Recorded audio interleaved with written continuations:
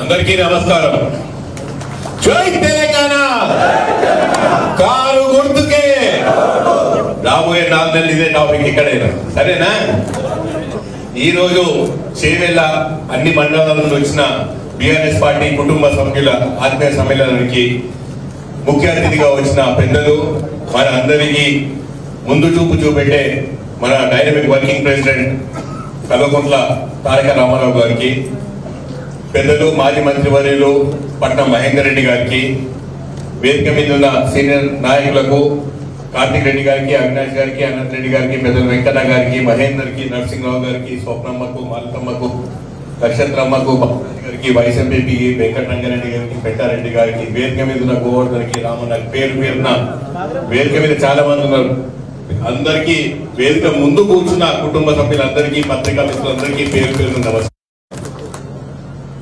2 విషయాలు మాట్లాడుకుందాం. ముందు అసలు విషయాలు మాట్లాడుకునే ముందు మన స్థానిక శాసనసభ్యులు కాళ యాదయ్య గారు తొందరగా కోలుకోవాలని చెప్పి, యాదన్న ఎప్పుడైనా చూసినా కూడా అత్యంత సౌమ్యుడై ఆయనే ఆరోగ్యాన్ని నిజంగా మర్చిపోయి పొద్దున్నే తిరుగుతూ ఎన్నోసార్లు మేము ఆరోగ్య చేయవేళ అని చెప్పి రథం తీసుకొచ్చినప్పుడు ఏ ఊర్లకి వెళ్ళినప్పుడు ఊరికే బీపీ చెక్ చేస్తా డాక్టర్ అంటే ఎప్పుడు కాదన్న బీపీ చెక్ చేసేటోని, ఎప్పుడు చాలా హై ఉండే నవ్వేటోడు, బీపీ టాబ్లెట్ వేసుకొని మర్చిపోయిన ఇవ్వాలని చెప్పి.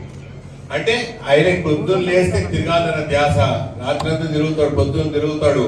ఆయన మీద ఇంత కక్ష సాధింపుతో ఎంతో మంచి మెజార్టీ తెస్తుందని చెప్పి అందరూ ఎక్స్పెక్ట్ చేసిన చేవెళ్లలో తక్కువ మెజార్టీతో గెలిచిందంటే నిజంగా మీ అందరూ కష్టపడ్డారు. పేరు ప్రతి ఒక్కరికి కృతజ్ఞతలు తెలుపుకుంటున్నా, శిరస్సు వంచి నమస్కరిస్తున్నా. ఎందుకంటే గెలిపోవటం మీద ఎంత డిఫరెన్స్ ఉందో తెలుసుకున్నాం. మొన్ననే 1.85%తో మనం ఓడిపోయినాం. యాదన్న 268 ఓట్లతో గెలిచాడు. 268 ఓట్లే కాదని వాళ్ళు అనుకుంటున్నారు, 1.85 అని చెప్పి మనం అనుకుంటున్నాం. అది తేడా. కానీ పాపం యాదన్న చాలా కష్టపడేవాడు. చాలా మంది కొందరికి ఏం కోపం ఉండే అంటే యాదన్న మా ఫోన్ ఎత్తాడు, మాకు మేము నమస్తే చెప్తే చూడడు. చిన్న వాటికి మనం అలిగి ఈ అలకతోటే మనం ఇక్కడ దాకా తెచ్చుకున్నాం మన బీఆర్ఎస్ పార్టీ. కానీ మనం అందరం ఆత్మ సమీక్ష చేసుకుందాము, ఆత్మ విమర్శలు చేసుకుందాము. కానీ ఒక తాటి మీద నిలబడాలి. ఎలక్షన్, ఎంపీ ఎలక్షనే కానీ, సర్పంచ్ ఎలక్షన్ కానీ, ఏ ఎలక్షన్ అయినా ప్రతి ఎలక్షన్ కి ఇంత పెద్ద కుటుంబ సభ్యులున్న బీఆర్ఎస్ పార్టీ అంటే అవతల పార్టీ వాళ్ళు భయపడాలి. వాళ్ళు ఎప్పుడు అనుకోలే పవర్లకు వస్తామని చెప్పి, వాళ్ళు ఎప్పుడు అనుకోలే మనకు 39 సీట్లు వస్తాయని చెప్పి. కానీ ఇది 100% మనం సూసైడ్ చేసుకున్నాం. మన పార్టీని చేతులారా తీసి వాళ్ళ చేతిలో పెట్టినాం. కానీ ఇప్పటికైనా మేలుకోవాలి. ఏ ఎలక్షన్ అయినా ఈజీ తీసుకోవద్దు. మనం 10 సంవత్సరాలు ప్రతి ఎలక్షన్ గెలుస్తుంటే ఎలక్షన్ ఎట్లా గెలుస్తాంలే అని చెప్పి చాలా ఈజీ తీసుకుంటున్నాం. ఎలక్షన్ చూసాను కదా ఒక్క దెబ్బతో ఎట్లయిందో. ఒక్క ఎలక్షన్ ఓడిపోగానే పెద్ద గెలవగానే వాళ్ళు రాజులు కాదు, మన బంటలం కాదు. గెలిపోవటం సహజం. నాకంటే ముందు భక్తులు అందరూ చెప్తూ పోయిండ్రు. ఒక సైంటిస్ట్ కూడా చెప్తాడు, ఒక గోడకు బంతిని ఎంత గట్టిగా కొడితే అంతే స్పీడ్ గా రిటర్న్ వస్తుందని చెప్పి. ఒక పెద్ద కవి కూడా చెప్తారు, ఒక్కసారి ఓటమి పాలైనాక మనం కష్టపడాలి, మనం సాధించాలి, మనం శ్రద్ధ వహించాలి, ఎట్లా బౌన్స్ బ్యాక్ కావాలని చెప్పి. ఇవాళ మీ అందరినీ వేడుకుంటున్నా, ఎలక్షన్ నాదే కావచ్చు, నేను డెఫినెట్ గా అడుకుంటున్నా, మీ అందరినీ కోరుకుంటున్నా, మనవి చేసుకుంటున్నా, నా కోసం కష్టపడ్డండి. దాంతో పాటు రాబోయే ఏ ఎలక్షన్ అయినా కూడా ఈ కుటుంబ సభ్యులందరూ ఒకటే పార్టీ కూడా ప్రమాణం చేసుకుందాం. ఎందుకంటే ఒక ఎలక్షన్ అయిపోగానే నాది అయిపోయింది కదని చెప్పి అట్లా కూర్చోకుండా ఏ ఎలక్షన్ బీఆర్ఎస్ పార్టీనే గెలిపిస్తూ ఉండాలి. ఎందుకంటే తెలంగాణ రాష్ట్ర ప్రదాత విధాత, తెలంగాణ రాష్ట్రం తీసుకొచ్చి కేసీఆర్ గారు ఎంత కష్టపడ్డారో 10 సంవత్సరాలు. ఇవాళ పెద్ద మనిషి అక్కడ ఫామ్ లో పవన్ నడువున కష్టమవుతుంటే ఆయన చూస్తుంటే ఎంత బాధేస్తుంది. అయినా స్వలాభాల కోసం ఏది చేయకుండా అహర్నిశం కష్టపడి 450 పైసలకు సంక్షేమ పథకాలు రూపకల్పన చేసి, ఒక్కొక్క సంక్షేమ పథకం రూపకల్పన చేసినప్పుడు ఎంతో మంది కాళ్ళాడేటోళ్ళు. ఇది అమలు చేయడం చాలా కష్టము. డబ్బులు లేవని ఒకరు అమలు చేయడం కష్టం అని చెప్తే ఏది వినకుండా సంక్షేమమే నా లక్ష్యం అని చెప్పి ఆయనే సంక్షేమం చేస్తూ పోతుంటే మన వర్కింగ్ ప్రెసిడెంట్ కేటీఆర్ వివిధ విదేశాలకు వెళ్ళి పెట్టుబడులు తీసుకొచ్చి అభివృద్ధికి ఆయన పాలు పంచుకున్నాడు. సో మనకు కావాల్సిన సంక్షేమం, అభివృద్ధి, అవి 2 చేసినాం. మనం ఇంత చేసినా కూడా ఇవాళ ఎలక్షన్ ఓడిపోయినామంటే డెఫినెట్ గా కుంగి కృషించొద్దని ఎవరు చెప్పారు, డెఫినెట్ గా బాధపడతాం. మామూలు మాట కాదు ఎలక్షన్, అసలు జనరల్ ఎలక్షన్ ఓడిపోవడం అని. 5 సంవత్సరాలు అపోజిషన్ కూర్చుంటే మనం డెఫినెట్ గా అపోజిషన్ కూర్చొని లేవనెత్తాల్సిన పాయింట్స్ ఏంటి, ఇప్పుడు వాళ్ళు ఇచ్చిన హామీలన్నీ అమలు చేసినట్టు మనం ప్రజల తరఫున పోరాడదాం. కార్తీక్ కరెక్ట్ మాట చెప్పిండు. మనం అపోజిషన్ ఉన్నప్పుడే డెఫినెట్ గా వాళ్ళు ఏవైతే హామీలు ఇచ్చిండ్రో ఆ హామీలు నెరవేర్చాలంటే మనం అందరం కారు గుర్తు ఓటేసి మన బలం మీద చూపెడితేనే అప్పుడు వాళ్ళు భయపడతారు. అమ్మా వీళ్ళ హామీలు అమలు చేయకపోతే మనకు కష్టమవుతుంది అని చెప్పి. హామీలు అమలు చేయలేరు అని చెప్పి మన ఊరికి అంటుంటే చాలా మంది అంటారు, ఇంకా వాళ్ళు ఇప్పుడే వచ్చింది కదా, 100 రోజులు కాలే కదా, అప్పుడు ఎందుకు అడుగుతున్నారు. మరి మనమేం అడుగుతున్నాడు, మేము మీకు 100 రోజులు ఇస్తాం, మీరు హామీలను అమలు చేయమన్నాం. ఎందుకు అమలు చేయకుండా దాని మీద ధ్యాస పక్కకు పెట్టి కరెంటు మీద, ఆర్థిక పరిస్థితి మీద శ్వేతపత్రం రిలీజ్ చేస్తామంటారు. మనం శ్వేతపత్రం మీరు రిలీజ్ చేసినది రిపోర్ట్లు అంటున్నాయి, మీరు కొత్త రిలీజ్ చేయాల్సిన అవసరం లేదు. ప్రతి ఫైనాన్షియల్ ఇయర్ ప్రతి బడ్జెట్ ప్రవేశపెట్టినప్పుడు అదే బట్టి విక్రమార్క గారు కాంగ్రెస్ తరఫున మాట్లాడేవాడు, ఇన్ని అప్పులు ఉన్నాయి ఇవి చేసిందని చెప్పి. ఇప్పుడు కొత్తగా అప్పులు ఎక్కువ ఉన్నాయని చెప్తే రాత్రి అప్పులు పుడతాయా? ఒక రాష్ట్రానికి అప్పులు ఇవ్వాలంటే ఒక బ్యాంకు లేదా ఒక సంస్థలో ఎవరైనా మనం రీపేమెంట్ చేయగలుగుతామా చూసే ఇస్తుంది. మన ఆర్థిక పరిస్థితి అంత మంచిగా ఉండే అప్పుడు ఆర్థిక పరిస్థితి చూసి మనం రీపేమెంట్ చేయగలుగుతాం. కాబట్టి మనం ఒక కారు కొనుక్కుంటాం, ఒక లోన్ తీసుకుంటాం, బ్యాంకు చేయమడుతాం, నీ ఆదాయం ఎంత, టైం కట్టగలుగుతాం చూసే ఇస్తాడు. వట్టి ఫ్రీగా కూడా ఇస్తాడా? మనకే చూడకుండా ఇయ్యనోడు ఒక ప్రభుత్వానికి ఇస్తాడా? సో ఏం చేసినా కూడా చేసినాము, చెప్పిందే చేసినాము. సంక్షేమం చెప్పింది అమలు చేసినాం. కానీ సంక్షేమ పథకాలలో కూడా ఎన్నో అద్భుతమైన సంక్షేమ పథకాలు కేసీఆర్ గారు చెప్పకుండా మన మేనిఫెస్టోలో పెట్టకుండా కూడా ఇంప్లిమెంట్ చేశారు. లాస్ట్ దళిత బంధు చేస్తే దళిత బంధు తప్పు దళిత బంధు తప్పే కావచ్చు, దళిత బంధు అందరిది కావచ్చు, దళితులందరూ కొందరు కోపం వచ్చింది కావచ్చు, వచ్చిన మీద ఈర్ష్య చెందింది కావచ్చు. అప్పుడు ఏమన్నారు, సంవత్సరానికి 25,000 కోట్లు ఎక్కడికి వెళ్ళి తెస్తారు అని అడిగారు. మన సంపద ప్రతి సంవత్సరం 25,000 కోట్లు పెరుగుతున్నాయి, అవే 25,000 కోట్లు దళిత బంధుకి ఇస్తారు కేసీఆర్ చెప్పారు. సరే, అది అమలు చేయడంలో కొంచెం కష్టమైంది, కొంచెం లేట్ అయింది కావచ్చు. ఇవాళ వాళ్ళు చెప్పిన హామీలన్నీ అమలు చేయాలంటే 1,00,000 కోట్లు కావాలి. మనం ఏమంటున్నాం అంటే ఏవైతే హామీలు ఈజీగా అమలు చేయగలుగుతారో ఆ హామీలన్నీ అమలు చేసి రెండు హామీలు అమలు చేసినామంటారు. దమ్ముంటే ఇప్పుడు మహాలక్ష్మి పథకం కింద ఆడోళ్ళకి అందరికి ఇస్తాను 2,500 ఇవ్వమనండి, పెన్షన్ డబుల్ చేస్తాను అవి ఇవ్వమనండి. ఆ రెండింటికే మొత్తం 25,000 కోట్లు అవుతాయి. మనకు దళిత బంధు అమలు చేసిన 25,000 కోట్లు కష్టమైతే వాళ్ళ 2 పథకాలు అమలు చేయమనండి. ఏవైతే కష్టం ఉందో ఆ హామీల గురించి మాట్లాడతలేరు. ఊరికే మేము 6 హామీలు చెప్పినాం, 2 అమలు చేసినాం, ఇంకా 2 అమలు చేస్తామంటారు. ఆ కరెంట్ 300-400 కోట్లు అవుతుంది కావచ్చు. ఇప్పుడు ఏమంటే కరెంట్ 200 యూనిట్లు ఇస్తామంటారు. నేనేమంటే అసలు పెద్ద హామీలు అమలు చేయడం ముందు, తర్వాత మిగతా హామీల గురించి మాట్లాడదాం. అప్పుడు తెలుస్తుంది కదా ఆడబిడ్డలందరూ మాకు వేసిండ్రు అంటే. ఆడబిడ్డలందరూ ఆశపడ్డారు, ప్రజలు కూడా మార్పు కోరుకున్నారు. కానీ మార్పు అంటే ఇంత పెద్ద మార్పు అనుకోలేదు. ఏదో ఒక ఎమ్మెల్యే ఓడిపోతారు కావచ్చులే అనుకున్నారు. కానీ కేసీఆర్ గారు ఇంట్లో కూర్చోబెడతారు అనుకోలేదు. ఇప్పుడు ఎందుకు బాధపడుతున్నారు? నాకంటే ముందు మా స్థానిక జెడ్పీటీసీ మాలతి గారు చెప్పినట్టు నిజంగా అప్పుడు ఏదైనా సంక్షేమ పథకం అమలు చేయాలంటే ఎవరి దగ్గర పోయినామా, ఎవరైనా లైన్ పెట్టినామా, సోపులాటలు అయినాయా, కొట్లాడుకున్నారా, జుట్లు పట్టుకున్నారా?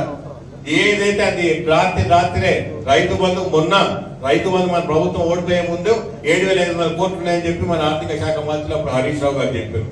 వాళ్ళు ఏదో ఎలక్షన్ పొడి వచ్చిందని చెప్పి వాళ్ళకి పోయి అక్కడ ఆపించారు. అప్పుడు బ్యాంకు 7,500 కోట్లు మళ్ళీ ఎందుకు అమలు చేయలేదు? వాళ్ళు రైతు బంధు ఎందుకు చేయలేదు? ఏదో జీతాలు ఇచ్చి ఉద్యోగస్తులు అందరూ సంతోష పెడితే ఉద్యోగస్తులు సంతోషపడ్డారు, వాళ్ళ టైం జీతాలు వచ్చినాయని చెప్పి. మరి వీళ్ళందరూ ఏం కావాలి? రైతులందరూ ఏం కావాలి? టైంకి రీపేమెంట్ చేసుకుంటున్నారు, వాళ్ళ ఇన్స్టాల్మెంట్స్ కష్టమవుతున్నాయి, ఉద్యోగస్తులు అని చెప్పి ఆ మాట మాట్లాడినోడు టైంకి రైతు బంధు చేయకపోతే రైతులు ఎక్కడికి వెళ్ళి చేసుకుంటారు? నాట్లకి పడాలి. ఇప్పుడు ఉన్నాయి కరెంట్. మొన్న నేను పరిగిలేదు మీటింగ్ పెడితే నేను మాట్లాడేది 15 నిమిషాలు కరెంట్ పోయింది. మనం అంతకంటే ముందు ఎప్పుడు అనుకున్నామా ఇట్లా కరెంట్ పోతే 1 నిమిషం కరెంట్ పోతే అయ్యో కరెంట్ పోయిందని నవ్వుకుంటున్నాం. ఇవాళ ఇన్ని గంటలు పోతుంది, బాధ రాదని చెప్పి ఇంత ముందుకే 7 గంటలు పోతుంది. మనం 1 నిమిషం కరెంట్ పోతే ఒక్కొక్కరు కేటీఆర్ గారికి ట్వీట్ చేద్దరు, కేటీఆర్ గారికి ఫోన్ చేద్దరు, ఏమైంది రామన్నా కరెంట్ పోయిందని చెప్పి. ఇప్పుడు ఎవరిని అడుగుతున్నాం? ఇవి ఎప్పుడైతే మార్పు కోరుకున్నారో ప్రభుత్వం, ప్రజలు అనుకున్నారు మంచి కోసం మార్పు అనుకున్నారు. ఏవైతే అమలు సాధ్యం కానీ మా హామీలు వాళ్ళు చెప్పిండ్రు, వాళ్ళ మాటలలో పడ్డామని అనుకోలేదు. వాళ్ళు మనం ఇప్పుడు నిజంగా హామీలన్నీ అమలు చేసినాక మనం పోరాడదాం. ప్రతిపక్షంలో కూర్చుందాం, పర్వాలేదు. కేసీఆర్ గారు లీడర్ ఆఫ్ అపోజిషన్ లో కూర్చుంటారు. పెద్దలు కేసీఆర్ గారు నిజంగా 1వ తారీఖు బయటికి వస్తున్నారు, ప్రమాణ స్వీకారం చేస్తారు. అపోజిషన్ లీడర్ గా అపోజిషన్ లో కూర్చుంటారు. కూర్చొని ప్రజలకు అదే ఇష్టమైంది కూర్చుంటారు కావచ్చు. మనకు కావాల్సింది ఏది? మాకు తప్పుడు సంకేతాలు ప్రజలకు పంపించిందనే మాట చెప్తూ ప్రజలకు చెప్తాం. ఇవి వ్యక్తి అమలు చేస్తారు, క్వశ్చన్ చేద్దాం. అసెంబ్లీలో మన మొన్న అసెంబ్లీ ఎట్లా నడిచింది? అంతకంటే ముందు ఎంత తప్ప ఉండే అసెంబ్లీ. అపోజిషన్ లో చాలా గట్టి ఉందని వాళ్ళకు కూడా భయం అవుతుంది. ఇప్పుడు ఏదో టైం పాస్ మాట్లాడినాం, హామీలు అన్ని ఇచ్చినాం, చూసుకుందాం లేని కూడా నడవదు కదా. ఇంత స్ట్రాంగ్ అపోజిషన్ ఉంది కాబట్టి వాళ్ళు హామీలు ఇచ్చినాయని హామీలను అమలు అయ్యేదాకా నొల్లి చేద్దాం. ఇంత పెద్ద కుటుంబ సభ్యులు ఉన్న బీఆర్ఎస్ పార్టీ కార్యకర్తలు ఆగరు. మనకెందుకు? ప్రజలు కూడా ఇష్టపడతారా? ఏదైతే ఇచ్చిన హామీలు అమలు చేయకపోతే నిలదీస్తారు వాళ్ళు కూడా. 2 ఎలక్షన్లు కానీ తెలుస్తుంది వాళ్ళకు కూడా. ఇంకా 2 నెలలు పార్లమెంట్ ఎలక్షన్స్ లేట్ అయితే తెలిసేది అది కూడా సిస్టమ్ అంతా. ఎందుకంటే వాళ్ళు ఇచ్చిన 100 రోజులు కాదు, 120 రోజులు అయింది, 150 రోజులు అయింది. అప్పటికి అమలు కాకపోతే ఎవరు ఊరుకుంటారు? ఇట్లా నేనేమంటున్నాను, ప్రతి ఒక సంక్షేమ పథకం రూపకల్పన చేయాలంటే రాత్రి మేనిఫెస్టోలు చెప్పి రూపకల్పన చేసినాం, ఇవన్నీ హామీలను అమలు చేస్తామంటే కావు అవన్నీ. అది ఒక్కొక్క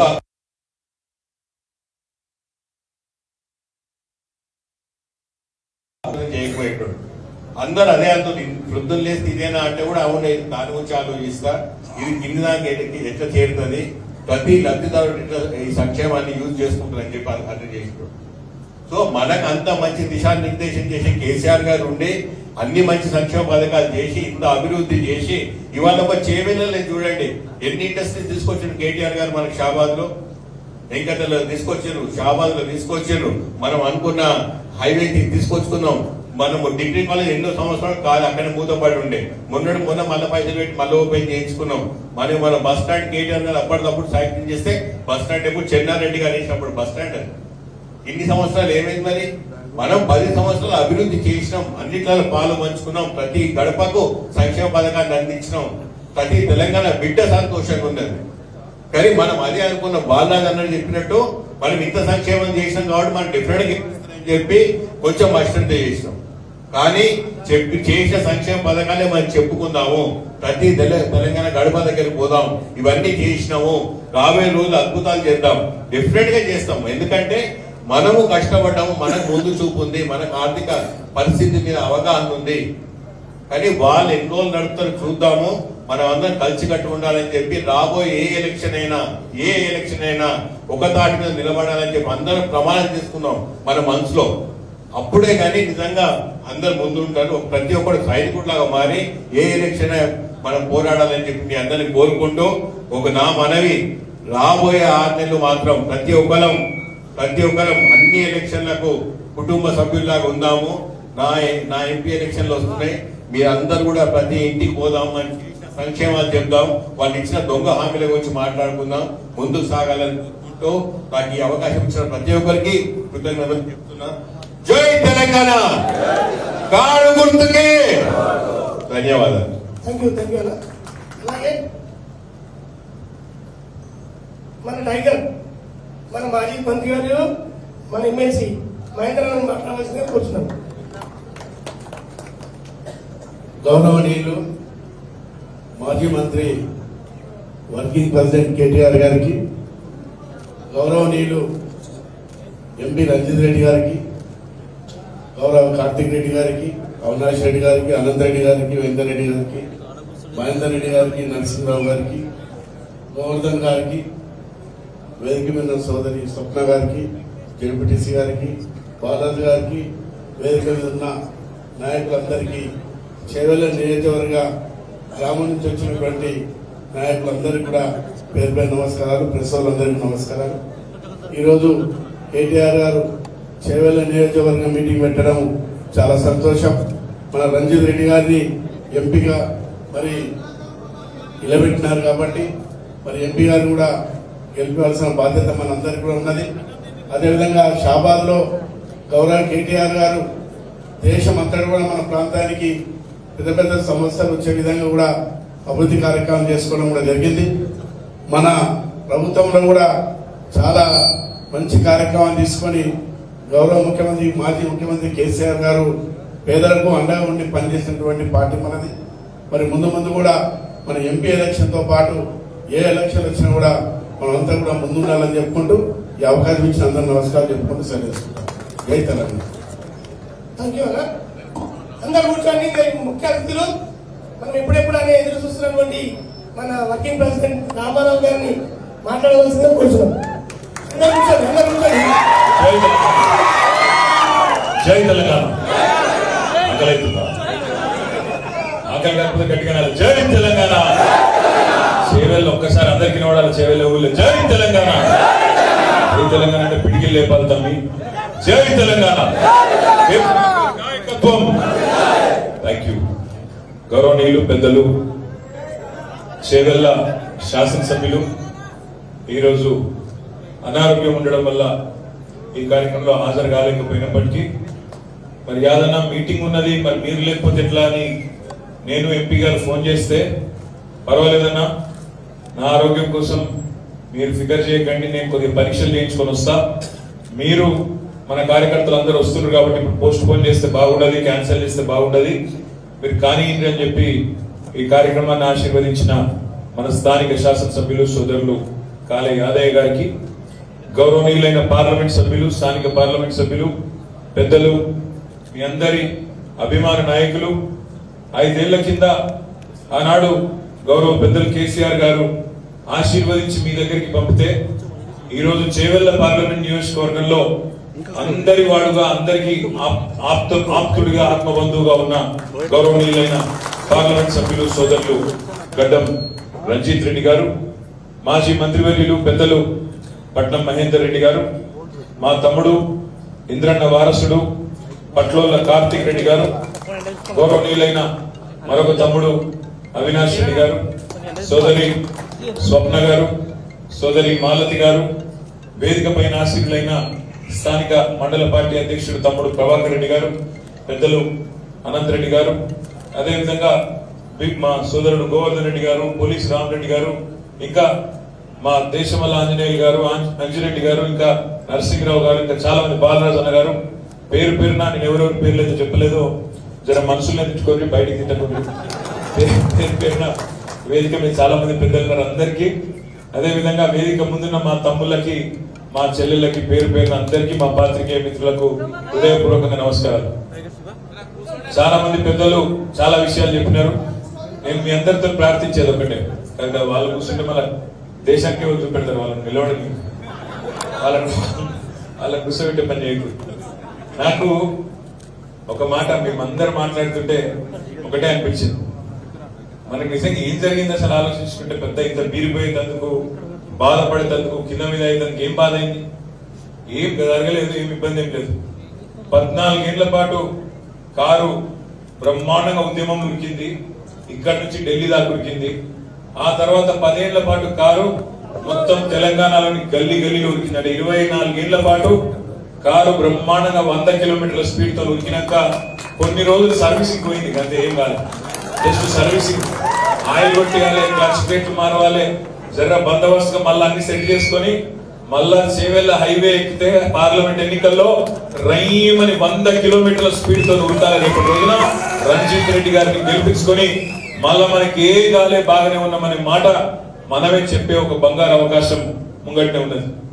దీనిలో పెద్ద బాధపడవలసింది, కింద మీద కావాల్సింది ఏం లేదు.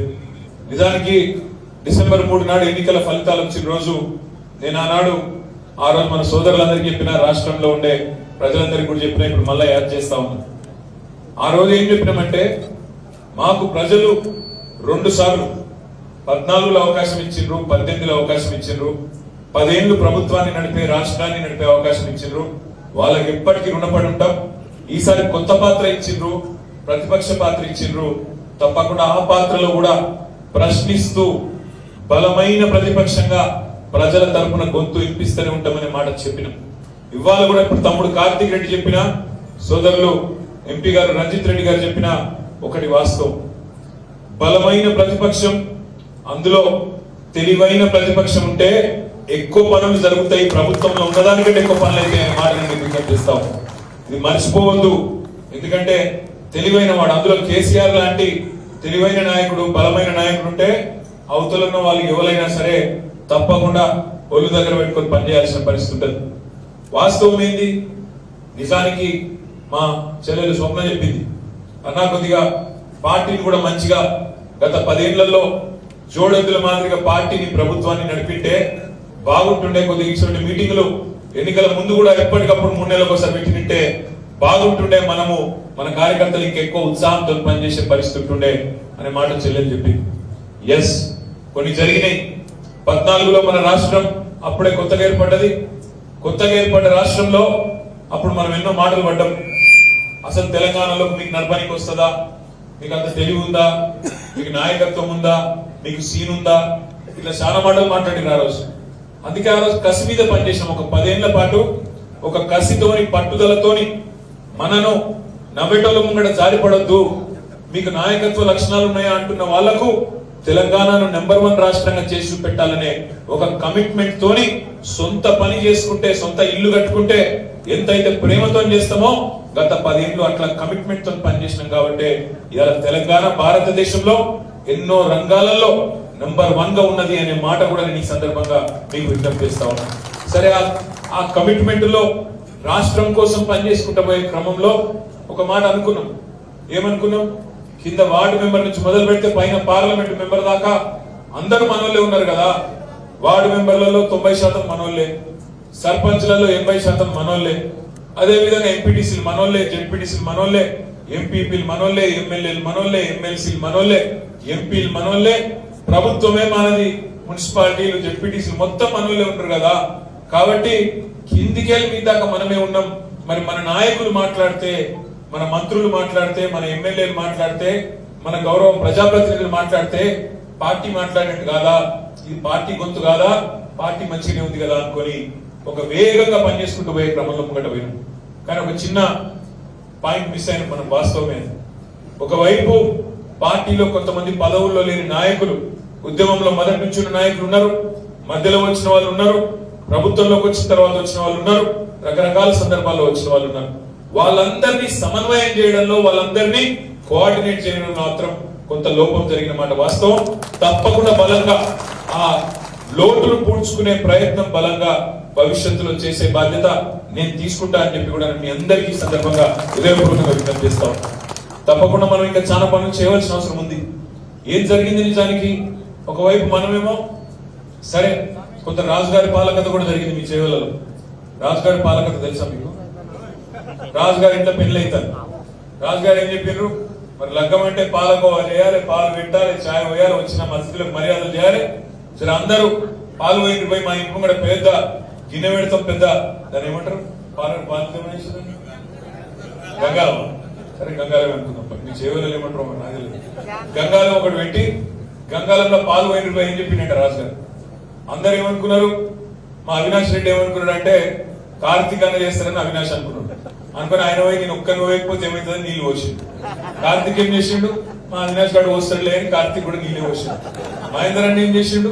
ఇద్దరు పొటయాలు చేస్తారులే మహేందర్ అన్న పోయి ఆయన నీళ్ళు పోసిండు. ఆఖరికి స్వప్న ఏం చేసింది? మా అన్నలు అందరు ఉన్నారు, వాళ్ళు చేస్తారులే అని ఆయన కూడా నీళ్ళే పోసింది. మొత్తం ఆఖరికి చూస్తే నీళ్ళే ఉన్నాయి, పాలు లేవు. నువ్వు చేస్తావా, నేను చేస్తావా, నువ్వు ఎంపీటీసీ చేస్తారని సర్పంచ్ చేస్తాను, ఎంపీటీసీ ఇద్దరు పదవులు వాళ్ళు తీసుకుంటారు, నాకేమిటి దాని ఆయన గ్రామ శాఖ అధ్యక్షుడు ఎవరది వాళ్ళు కొద్దిగా నిర్లిప్తత. ఇంకోటి రంజిత్ అన్న చెప్పినట్టు ఎట్లా గెలిచేది ఉంది కదా, మనకేమైతుంది గెలిచిపోయినాం. ఒక్కొక్కడ పోతే గమ్మత్ అనిపిస్తుండే. 1,00,000 మెజారిటీ అంటారు. అరే 1,00,000 కాదు అయ్యా గెలవాలంటే 1,00,000 తగ్గుడే లేదు. అంత వనికిరాదు అయ్యా, కొద్దిగా 1,00,000 వద్దు, కొద్దిగా తగ్గు, 50,000 40,000 1,00,000 కావాలి. అట్లా ఓవర్ కాన్ఫిడెన్స్ పోయి కొంత దెబ్బ పడ్డది. కానీ ఏమో అయిపోయింది, మనం పీరిపోయి ఇట్లా దుప్పట్లు కప్పుకొని ఎక్కడో అక్కడ వండుకునేంత భయంకరమైన ఓటమి జరగలే. మనకు ఏం జరిగింది? 119 సీట్లలో ఇవాళ 3వ వంతు ప్రజలు మనకిచ్చిండ్రు. 39 సీట్లు మనకిచ్చి బలమైన ప్రతిపక్షంగా పనిచేయండి అని చెప్పి ప్రజలు మనకు కూడా ఆదేశం ఇచ్చింది. 39 సీట్లేమో గెలిచినాం, ఇంకో 14 సీట్లేమో దగ్గరకు వచ్చిపోయినాం. 1000 ఓట్లతో 2 సీట్లు పోయినాయి. జుక్కలు, అదే విధంగా దేవరకద్ర 3,000 ఓట్లతో 3 సీట్లు పోయినాయి. ఇక అట్లా చెప్పుకుంటూ పోతే మొత్తం 14 సీట్లు దగ్గరకు వచ్చి 4-5 వేలలో పోయినాయి. ఎందుకు చెప్తున్నట్టు ఆ 14 సగం మనకు వచ్చిన ఇలా పరిస్థితి వేరే ఉంటుంటే నాకంటే బాగా మీకే తెలుసు. అయితే మీకు తెలుసు, నాకు తెలుసు, అని తెలుసు, బయట చెప్పడానికి రాదు. నేనేమంటున్నా, మీ అందరితో కోరేది, ఏదో భయపడిపోయి ఏదో కన్ఫ్యూజ్ అయ్యే అవసరం కూడా ఏం లేదు. మార్పు మార్పు అని ఆయన ఉదలగొట్టి పాపం అమాయకులైన మా తమ్ముళ్ళు, మా చెల్లెలు కొంతమంది దానికి పాపం ఆగమైంది. నేను నిన్నగాక మొన్న జూబ్లీహిల్స్ కాన్స్టిట్యున్సీ లో ఒక మీటింగ్ ఉంటే ఆడికి పోయినాక బయటకు వచ్చే వరకు మొత్తం ట్రాఫిక్ జామ్ కి నా కారు ఇరుకపోతే సపరేట్ బయట ఆయన ఆటో ఉంటే ఆటోలో నేను ఆ ఎమ్మెల్యే గారు ఆటో ఎక్కినాం. ఆటోలో తెలంగాణ భవన్ పోయినాం. ముచ్చట పెట్టుకుంటే పోయి నా తమ్ముడితో, ఏం పేరు తమ్మి అంటే, అన్న నా పేరు శాంతం రమేష్ అన్న. ఏ ఊరు అంటే, హైదరాబాద్ 25 ఏళ్ళకించున్నా కానీ నాది ఆలేరు, అక్కడ మూటకొండూరు అని ఒకటి ఉంటుంది ఊరు, ఆ ఊరు నాది. మరి ఏమైతుంది ఏం సంగతి అంటే, మార్పు మార్పు అని వేసినామన్నా, మా కొబ్బరి ఉంచుకున్నాడు అని చెప్పి అలా 6.5 లక్షల మంది ఆటో అన్న తమ్ముళ్ళు ఏ ఊరికైనా ఉండి ఆటో వాళ్ళకి ఇంకొకసారి ఇట్లా టచ్ అయింది అంతే, పొల్లు తిరుగుతాను, ఇదేం మార్పు అయ్యారు అంటే ఏమైంది మీరు చూడు. మీరు ఊళ్ళో పోయి రైతులను అడుగుతుంది, రైతుల దగ్గర కోరిండి. ఇప్పుడు మా బాలరాజు అని చెప్పి అక్షర సత్యం, వెంకకెళ్ళి కృష్ణారెడ్డి చెప్తుండే ఇప్పుడు నాకు చెవుల, అన్నా నిన్న సేవలలో పొద్దున 10:30 కరెంట్ పోయిందంటే సాయంత్రం 5 గంటలకు వచ్చిందా, 5 గంటలకు వచ్చిందని చెప్తుండే. నేను నిన్న సిరిసిల్ల పోయినా. సిరిసిల్లలో మా దగ్గర ఒక మండలం ఉంటది ఎల్లారెడ్డిపేట అని. ఆ మండలం సోదరులందరం ఇట్లా లోపల కూర్చున్నాం, 150-200 మంది ఉంటే ఆ లోపల కూర్చొని ముచ్చట పెట్టుకుంటున్నాం. ఇక మరి ఎలక్షన్ ఉంది కదా, ఎట్లా చేద్దాం ఏం సంగతి. అలా తమ్ముళ్ళు చెప్తారు, అన్న మొదటిసారి మోటార్ కాలిపోయింది అన్న, 10 ఏళ్ళ మోటార్లు కాలడం చాలా అయింది, నా ఒక్కందే కాదు చాలా మందికి చాలా అయింది, ఓల్డేజ్ సమస్యలు చాలా అయినాయి, మోటార్లు కాలడం మళ్ళీ మొదలైంది అన్న అన్నాడు. అంటే నేనన్నా మరి నా మెజారిటీ 60,000 తగ్గించారు కదా తమ్మి, మార్పు మంచుకున్నాదిరా నేను. మీరు కూడా ఏమంటారంటే ఊళ్ళలోకి పోతే అడుగురి, అవుతమ్మి మార్పు మార్పు అంటారు కదా, మార్పు మంచుకుందా అని అడుగురు. రైతులు ఇలా ఫోన్లు చూసి బంద్ చేసింది, ఫోన్లు చూస్తలేరు. ఇక 2 ఎకరాల కాడికి వచ్చింది రైతు బంద్. ఇక ముంగడికి పడుతుందో పడదో ఏమవుతుందో ఎక్కలేదు. కానీ ఇన్నర్ పాపం పెద్ద పెద్ద మాటలే. రేవంత్ రెడ్డి గారు ఏమన్నారు, చెప్తావు. రేవంత్ రెడ్డి గారు ఏమన్నారు ఎలక్షన్ ముందు, కేసీఆర్ పిచ్చి వచ్చినట్టు 10,000 ఎత్తుడు, మీరు ఆగురు జరుగు ఆగురు, 9 తర్వాత నేను వస్తూనే ఉన్నా, 15,000 ఇప్పుడు తీసుకోకుండ్రి, తెల్లారి 15,000 ఇస్తాను. పడ్డాయా మరి 15,000? ఆ 15,000 వీటిని ఉన్న 10,000 పడతారు. ఇప్పుడు అందరు అందుకే రైతులు ఒకరి మొగాలు ఒకరు చూసుకుంటారు. నిన్న మొన్నటి దాకా అడుగుతున్నారు, కానీ నీ కొట్టదా అంటే నీ కొట్టదా, నీ కొట్టదా అంటే నీ కొట్టదా. ఇప్పుడేమైంది, ఇక అడుగుడు బంద్, ఎప్పుడు పడితే అప్పుడే పడుతుంది, ఏదో ఏ కాలం పెడితే ఎప్పుడో ఒకప్పుడు అని విడిచిపెట్టి వాళ్ళు రైతులు గరం గరం ఉన్నారు. ఊళ్ళల్లో తెలుస్తుంది మార్పు ఏమైందో తెలుస్తుంది, బాధపడుతున్నారు. ఎందుకు మరి మా కేసీఆర్ ఉన్నప్పుడు సరిగ్గా వారం 10 రోజులల్లా 7,500 కోట్ల రూపాయలు 70 లక్షల రైతుల ఖాతాలలో ఫోన్లు టింగు టింగు టింగు అనుకుంటే మంచిగా వారం 10 రోజుల్లో పడుతుండే. ఎందుకు? కేసీఆర్ కు ఒక ప్రణాళిక ఉండే, ఒక పద్ధతి ఉండే, ఒక వ్యూహం ఉండే, ఏదైనా పని చేస్తే దాని మీద కమిట్మెంట్ ఉండే. మొత్తం 2 నెలల పాటు కష్టపడి 7,500 కోట్లు ఒక పక్కకు పెట్టి రైతులకు సబ్జెక్ట్ కాబట్టి 70 లక్షల మంది రైతుల ముచ్చట కాబట్టి అది కూడా వాళ్ళు నాట్లేసే టైంకు ఎరువులు విత్తనాలకు వాళ్ళకు కూలి పనులకు పైసలు అందాలి కాబట్టి కమిట్మెంట్ తో కేసీఆర్ గారు అట్లా పక్కకు పెట్టి దాన్ని మరి ఒక ముద్దకు తీసుకొచ్చినప్పుడు దాన్ని ఇస్తుంది. వీళ్ళకు ఉందా కమిట్మెంట్? నిన్న వైరు ఒక సమావేశానికి కాంట్రాక్టర్ల బిల్లులు ఇస్తామని మాట్లాడుతున్నారు. కాంట్రాక్టర్లతో మీటింగ్లు పెడతారు, రైతులకు మాత్రం మీటింగ్ లేదు, సమాచారం లేదు. రైతు బంధు ఎప్పుడు పెడుతుందా అంటే ఎప్పుడు పెడుతుందా అంటే కోమటిరెడ్డి వెంకటరెడ్డి గారు అంటున్నారు, రైతు బంధు పడలేదు అన్న వాళ్ళు చెప్పు తీసుకొట్టుకుని అంటున్నారు. ఎందుకు ఆ మార్పు మనం పెట్టుకుంది? చెప్పు తీసి కొట్టించుకుంటాం కదా. రైతు బంధు ఎప్పుడు పడుతుంది రాయి అంటే దానికి చెప్పు తీసి కొడతాం. నేను అడుగుతా ఉన్నా, మరి చెప్పు తీసి కొట్టమంటారు కదా వెంకటరెడ్డి గారు, మరి మీరు దావోస్ పోయి పచ్చి అబద్ధాలు చెప్పినందుకు మీ ముఖ్యమంత్రి ఏం చెప్పిండు? ముఖ్యమంత్రి అడవై రైతు భరోసా చాలు చేసిన నేను అని చెప్తున్నాడు. దావోస్ పోయి అక్కడ సదస్సులో ముఖ్యమంత్రి గారు, తెలంగాణ ముఖ్యమంత్రి రేవంత్ రెడ్డి గారు పచ్చి అబద్ధాలు చెప్తున్నాడు. చాలా అయిందా రైతు భరోసా మీ దగ్గర చేయగలరా? 15,000 పడుతున్నాయా? రైతు బంధు తీసేసి రైతు భరోసా పెడతామన్నారు, 10,000 తీసేసి 15,000 ఇస్తామన్నారు. చాలా అయిందా కాలేదా? అయిందా కదా? గట్టిగా గాంధీ ముఖ్యమంత్రి, మన ముఖ్యమంత్రి పోయి స్విట్జర్లాండ్ లో పచ్చి అబద్ధాలు చెప్పొచ్చునా? ఇంత దుర్మార్గమా? అరే పోయి అబద్ధం చెప్పినావు సరే, అబద్ధాలు చెప్పి గద్దెకెక్కినావు అది కూడా సరే, కానీ రైతు బంధు అయిన నాయన పోయి కేసీఆర్ ఇచ్చిందని ఇయ్యంటే దానికి చెప్పు తీసి కొడతా అంటాడు. ఇంత అహంకారం! చెప్పు తీసి కొడతామనే రైతులు, చెప్పు తీసి రైతులను కొడతామనే ఈ పార్టీని, కాంగ్రెస్ పార్టీని మరి మీరు రేపు ఓటుతోని కొట్టాలి పార్లమెంట్ ఎన్నికలు అని చెప్పి నేను చేస్తా ఉన్నాను. రైతులకు చెప్పాలి, ఓటుతోని కొట్టండి, ఓటుతో వేటేయండి. మనం చెప్పులు తీసి మన చెప్పులు ఖరాబ్ చేసుకునే అవసరం లేదు. ఓటుతోని వేటేయాలి, వీళ్ళ అహంకారానికి బుద్ధి చెప్పాలి. ఒకటి కాదు, రెండు కాదు, ఎన్ని మాటలు చెప్పిండండి రేవంత్ రెడ్డి గారు. డిసెంబర్ 9 ముందు ప్రెస్ మీట్ పెట్టిండు. కేసీఆర్ అనుకుంటాడు రుణమాఫీ చేసిన కదా, చేయగానే 2 సార్లు రుణమాఫీ చేసిన కాబట్టి రైతులు నాకే ఓటేస్తారు అనుకుంటుండు. నేను మా రైతన్నలకు చెప్తున్నా, మీ రుణమాఫీ అయిపోతే మంచిది, అర్జెంట్ గా బ్యాంకు కొనరి, డిసెంబర్ 9 నాడు నేను వస్తున్నా, 2 లక్షల రుణం తెచ్చుకోండి, ఇప్పటిదాకా తెచ్చుకోని వాళ్ళు ఉంటే కూడా వెంటనే పోయి తెచ్చుకోండి అని రేవంత్ రెడ్డి గారు చెప్పిన మాట వాస్తవం కాదా? చూడలేదా మీరు వీడియోలు? ఇక్కడ వీడియో పెట్టి చూపెడితే అయిపోతుంది కానీ మర్చిపోయిన చూపెట్టినా. 2 లక్షలు తెచ్చుకోండి అంటే మన వాళ్ళు కూడా పాపం పోయి తెచ్చుకున్నారు. మా గిరిజన సోదరులు, మా దళిత సోదరులు, రైతులు తెచ్చుకున్నారు. చిన్న సన్నకారు రైతులు ఆశపడ్డారు, తప్పేం లేదు, తెచ్చుకున్నారు. మరి ఏమైనా డిసెంబర్ 9 నాడు సంతకం పెడతా 2 లక్షల రుణమాఫీ అయిపోతుంది అన్నాడు. అది ఏమాయంటే మళ్ళీ కోపం వస్తుంది వాళ్ళ. గింత ఎగిరిత పడతారా, గింత ఎత్తి పడతారా? వెళ్తే మేం పడతలేం, ఎగిరితాం మేం పడతలేం, తొందర మేం పడతలేం. మీరే చెప్పారు కదా డేటు 9 డిసెంబర్ అని చెప్పింది వాళ్ళు, మనమా మీరా? రేవంత్ రెడ్డి చెప్పిండు 9 నాడు సంతకం పెడతాను. మరి ఏమాయ రేవంత్ రెడ్డి గారు? డిసెంబర్ 9 వాయ్, జనవరి 9 వాయ్, ఫిబ్రవరి 9 రానివ్వంటే 7వ ఆయన రుణమాఫీ అంటే మళ్ళీ వాళ్ళు అగో మీరు ఇంకా కూడా అధికారం ఉన్నట్టే మాట్లాడుతున్నారు, బాగా అహంకారంగా మాట్లాడుతున్నట్టు ఒక ఆయన. నేను అంటున్నా అయ్యా మేము అధికారం ఉన్నామని మేము అనుకుంటలేము, మీరు అనుకుంటున్నారు మేము అధికారం ఉన్నామని. ఇంకా కూడా మీరు చూడరు, అసెంబ్లీ చూడరు, వాళ్ళు లేచి వాళ్ళు నేను ప్రభుత్వాన్ని ప్రశ్నిస్తున్నాడు ముఖ్యమంత్రి. అరే నాయన నువ్వే ముఖ్యమంత్రి అయ్యా, నువ్వెవరిని ప్రశ్నిస్తావు? నువ్వే ఎవరెవరిని ప్రశ్నించాలి స్వామి?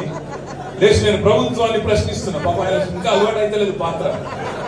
అందుకే లేచి హరీష్ రావు గారిని మంత్రి గారు మాట్లాడుతున్నారు. ఒక ఆయన కాదు ఆయన నువ్వు మంత్రి. ఆ జూపల్లి కృష్ణారావు లేచి హరీష్ రావు గారిని పట్టుకుని ఆర్థిక శాఖ మంత్రి గారిని అడుగుతున్నాడు. అరే నాయన ఆయన కాదు, ఆయన మాజీ మంత్రి అంటే ఆయనకు అర్థమైంది. బాధ ఏంటంటే వాళ్ళు అనుకుంటలేరు, వాళ్ళు అధికారంలో మనం వాళ్ళే అనుకుంటలేరు. ఇంకా మనమే అధికారం ఉన్నట్టు ఇంకా మననే ప్రశ్నిస్తారు. వాళ్ళకి యాద్ చేద్దాం. మనం కళ్యాణ్ లక్ష్మి చెక్కులు ఇదివరకు మనం ఇచ్చేటోళ్ళు, వీళ్ళందరూ జెడ్పీటీసీలు, ఎంపీలు, సర్పంచులు, మీ ఎంపీ గారు, మీ ఎమ్మెల్యే గారు చెక్కులు ఇచ్చేది. ఏమన్నారు వాళ్ళు? ఇంత కళ్యాణ లక్ష్మి ఇస్తారా? తులం బంగారం ఇస్తామన్నారు. మరి అడగద్దా తప్ప? తులం బంగారం ఎప్పటి నుంచి ఇస్తారని అడుగుతున్నాం మనం. మేమే అంటలేము, ఎప్పటి నుంచి ఇస్తారా మీరు చెప్పుర్రి అంటే దానికి మళ్ళా టైం ఇయరా ఇస్తాం పై మేము ఏమంటున్నాం. ఇట్లా మా సార్ చెప్పిండు కేసీఆర్ 100 రోజులు ఏమనుకుర్రా నాయన వీళ్ళను, ఎందుకంటే 100 రోజులు పాపం వాళ్ళు కూడా కుర్చీ చదువుకోవాలి, అన్ని చూసుకోవాలి, లెక్కపత్రం అంటే సరే మేము కూడా గమనున్నాం, ఏం అనలే. ఇందుకు అన్నట్టు నిజంగా కూడా అక్కసు వెళ్ళగక్కినట్టుంటది. ప్రజలు మనకు 10 ఏళ్ళు ఇచ్చారు, అలాగో 3 నెలలు 100 రోజులు టైం ఇస్తే తప్పేం కాదని అనుకున్నాం. అనుకొని మేమేం మాట్లాడలేదు. మొదలు 3-4 రోజులు మంచిగా మర్యాద మన గడ్డం ప్రసాద్ కుమార్ గారిని స్పీకర్ చేస్తుంటే నేనే పోయినా మన పార్టీ నుంచి ఏకగ్రీవం చేయాలని ఫోన్ చేసి తప్పకుండా చేద్దాం, మేము నిర్మాణాత్మకమైన ప్రతిపక్షంగా ఉంటాం, మీకు ఇలా ప్రజల అవకాశం ఇచ్చారు, మీరు నడుపురి, మాకేం బాధ లేదు, మాకు 10 ఏళ్ళు ఇచ్చారు, మీకు 5 ఏళ్ళు ఇస్తారు, నడుపుని మంచిగా మరి ఇచ్చిన హామీలన్నీ నెరవేర్చుకోండి, నెరవేర్టండి అని చెప్పి పోయి నేను కూడా సంతకం పెట్టిన. ప్రసాద్ అన్న స్పీకర్ అవుతుందంటే వికారాబాద్ ఎమ్మెల్యే సంతోషం అని చెప్పి సంతకం కూడా పెట్టచ్చు. గంత మర్యాదగా ఉన్నాం మనం. అసెంబ్లీకి పోయినాం, అసెంబ్లీ పెట్టి ఇక పెట్టినాక గవర్నర్ గారిని పిలిచి మాట్లాడించారు. ఇక గవర్నర్ ప్రసంగం ఎట్లుండే అంటే ఇంత గలీజ్ ఉండే అంటే ఒక సామాన్య కాంగ్రెస్ కార్యకర్త కూడా ఎలక్షన్ల గంత హీనంగా మాట్లాడాడు. గంత దుర్మార్గమైన ప్రసంగం పెట్టిదారు. ఏమన్నారల్లా? కేసీఆర్ మొత్తం నాశనం చేసిండు, తెలంగాణ వ్యవసాయం నాశనం చేసిండు, విద్యుత్ రంగం నాశనం చేసిండు, అప్పుల పాలు చేసిండు, రాష్ట్రం దివాలా తీయించిండు అని మాట్లాడి గిన్ని దివాలా కోరు మాటలు మాట్లాడిన గుక్కుటమో మన నాయకుడిని. అందుకే ఆ రోజు శాసనసభలో లేచి ఇక వాళ్ళు మాట్లాడుతుంటే మాకు కూడా గొంతింపక తప్పలేదు. మేము విమర్శ చేయొద్దు అనుకున్నాం, 100 రోజులు మాట్లాడద్దు పాపం కొత్త ప్రభుత్వం కదా అనుకున్నాం. ఇక మేము లేచి మేము కూడా మాట్లాడాం. నేను మాట్లాడిన, జగదీష్ రెడ్డి గారు, హరీష్ రావు గారు అందరం మాట్లాడినాం. మీరు చూసిరా లేదా అసెంబ్లీ? మంచిగా మాట్లాడినాం మనలో. మరి కేసీఆర్ గారు పంపించిన 3 సైనికులు మాట్లాడితేనే రేవంత్ రెడ్డి తట్టుకోలేకపోతున్నాడు. ఏమంటుడు పాపం మనం ఇంటర్వ్యూలో ఎత్తుకుంటుండు, నేను ఇంకా కుర్చీ చదువుకోలేదు, బావబామ్మర్దులు వచ్చి అటొక చెప్ప ఇటొక చెప్ప వాయిస్తున్నాడు. మరి మేము మాట్లాడితేనే గట్టుంటే మరి కేసీఆర్ దిగితే ఎట్లుంటుంది ఆలోచన ఏం లేదు. మనం బేజారయ్యేదేం లేదు, మనం బేజారయ్యేదేం లేదు. మళ్ళా కేసీఆర్ సార్ మొదటి రోజు, ఫిబ్రవరి 1వ రోజు ప్రమాణ స్వీకారం చేస్తున్నాడు. బడ్జెట్ సెషన్ కూడా హాజరవుతాడు. రంజిత్ రెడ్డి ప్రచారం కూడా వస్తాడు కేసీఆర్. తప్పకుండా మళ్ళీ మన నాయకుడు బయటకు వచ్చి ఆ రేపటి రోజు పార్లమెంట్ ఎన్నికల్లో ప్రచారం చేసే ప్రతి సందర్భాన్ని తప్పకుండా మనం అన్ని విషయాలు చెప్పాలి ప్రజలకు కూడా మళ్ళీ ఒకసారి. సరే, అప్పుడు నాయకుడు మన పార్టీ నాయకులు మన పెద్దలు కేసీఆర్ గారు వచ్చే నాటికి చెప్తా వచ్చే నాటికి మరి అప్పటికి చాలా కాలం కూడా గడుస్తుంది. 75-100 రోజులు దాటిపోతుంది. 100 రోజుల పైన దాటిపోతుంది. 100 రోజులు మార్చి 17కు నిండుతాయి. ఎన్ని మాటలు చెప్పారు 100 రోజులు చేస్తామన్నారు. ఇప్పుడు రంజిత్ అన్నాడు 2 హామీలు అమలు చేసినాను, 2 హామీలు అమలు చేయలేదు. వాళ్ళు ఇచ్చింది 6 గ్యారంటీలు 100 రోజుల్లో చేస్తామని, అవి కాకుండా మరొక 414 హామీలు ఇచ్చారు. మొత్తం 420 హామీలు ఇచ్చారు కాంగ్రెస్ వాళ్ళు. నేను అంటలేకపోయి వాళ్ళు 420 కాలని మీరు అనవసరంగా నా మీద పెట్టుకుని మళ్ళీ తెల్లని మళ్ళీ కూడా అంటారు కేటీఆర్ అంటే ఆయన మళ్ళీ తిట్టినాడు. నేను తిట్టలేదు. మీరు ఇచ్చిన హామీలు యాడ్ చేస్తున్న 420 హామీలు మీరు ఇచ్చిర్రు. యూత్ డిక్లరేషన్, మహిళా declaration, SC declaration, ST declaration, రైతు డిక్లరేషన్, ఇంకేదో మన్ను మశానం డిక్లరేషన్, ఏది పడితే చెప్పింది. అన్ని చెప్తే అన్ని కూడితే నేనే 420 హామీలు 420 హామీలు. మనం ఏమంటున్నాం ఇప్పుడు? ఆ 420 హామీలు ఎట్లా అమలు చేస్తారు, ఎప్పటి లోపల అమలు చేస్తారు? అమలు చేయకపోతే ఇచ్చి పెట్టాం. తప్పకుండా కాంగ్రెస్ పార్టీని బట్టలిప్పి చేవెళ్ళ చౌరస్తాలో నిలబెడతాం. కాంగ్రెస్ పార్టీని తప్ప బలమైన ప్రతిపక్షం ఉంటే గదే ఉంటుంది. మరి ఇప్పుడు నాకు వచ్చినప్పుడు మహేంద్రనే చెప్తుండు, అన్న నేను జిందగీ మొత్తం ప్రతిపక్షంలోనే కొట్లాడినా అన్నాడు. ఎట్లుంటది అన్న? ప్రతిపక్షంలోనే మజా ఉంటది అన్న అన్నాడు. చూద్దాం, ఆ పాత్ర చేసినాం, ఇప్పుడు ఈ పాత్ర కూడా చేద్దాం. నాకు ఇంకో పని లేదు. నాకు ఇదివరకంటే మంత్రి పదవి ఉండే, వాళ్ళని కలిసి వీళ్ళని కలిసి ఉండే, ఇప్పుడు ఏ పని లేదు. నేను చేవెళ్ళలో ఉండే మా అన్నదమ్ములకు ఒకటే మాటిస్తున్నాను, మీకు ఎప్పుడు ఏ కష్టం వచ్చినా ఎవడన్నా కేసు పెట్టినా బెదిరించినా హైదరాబాద్ కూతబేట దూరంలో ఉన్నారు. మీరు ఎప్పుడు పిలిచినప్పుడు అందరం వచ్చి మీ దగ్గరికి వాలిపోతాం. మీకు అండగా నిలబడతాం. ఎవరికి భయపడకండి. ఎవరు బెదిరించినా బెదరకండి, భయపడకండి. అందరం ఉన్నాం. తప్పకుండా మీకు అండగా నిలబడతాం. జబర్దస్త్ కొట్లాడదాం. ఇప్పుడు మా తమ్ముడు ఎన్నికలు చెప్తాను, అన్న లంక మీద కథ చెప్తున్నా. ఎట్లుంటదంటే వాళ్ళు పాపం నిజంగా అనుకోలేదు. కాంగ్రెస్ వాళ్ళు కూడా అలా అనుకోలేదు. వస్తారు అధికారం ఎటు పడతారు చెప్పుకుంటూ పోయి తమకి ఇది కావాలంటే సరే అది కూడా ఓకే అన్నాడు, ఇది కావాలంటే అది కూడా ఓకే, చలో పోన్నాడు. మొత్తం లెక్క పెడితే మొత్తం నోటికి ఎంత వస్తుందో చెప్పుకుంటూ పోయి వాళ్ళు కూడా అనుకోలే. ఆయనతో వచ్చి పడ్డారు అధికారం. వచ్చి పడ్డాక ఇప్పుడు ఏం చేయాలి? లెక్కలు చూసుకున్నారు.